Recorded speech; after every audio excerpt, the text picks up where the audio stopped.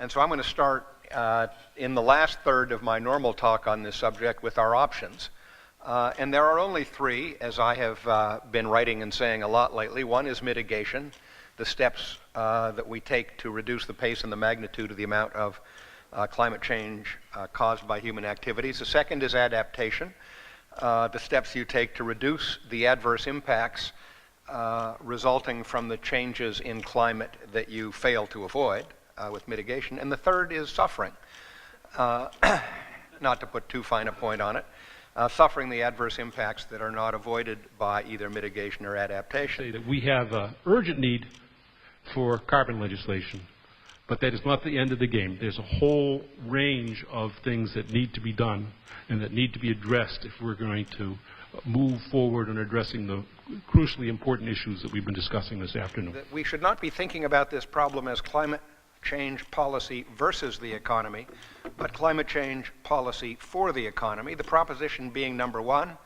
that the costs of action for the United States and the world will be far smaller than the costs of inaction. Is that the surge of innovation that we're going to need in clean energy technologies and energy efficiency is going to create new businesses and new jobs, help drive economic recovery, growth, and global competitiveness. The good. If we sit around for another 5 years arguing about the perfect proposal, we will in fact have no chance any longer to level off and begin to decline in our emissions in the United States by 2015.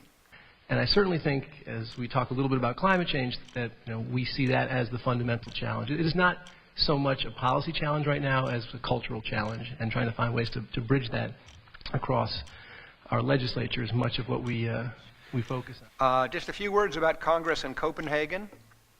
What we need from Congress is legislation that will get the United States on a path to level off emissions by 2015 and decline steadily thereafter.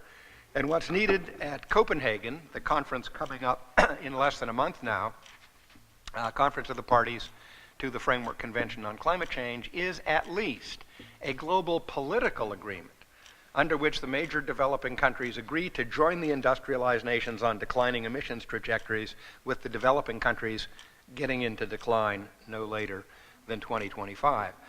That may sound far-fetched to some. I've been involved in a great many private conversations with the climate change negotiators and advisors to the leaders of the major developing countries, and I think we still have a chance of getting this in Copenhagen. That's my... We've gone through a movement from age of sail to age of coal, from age of coal to age of oil, and age of oil now into where is the future.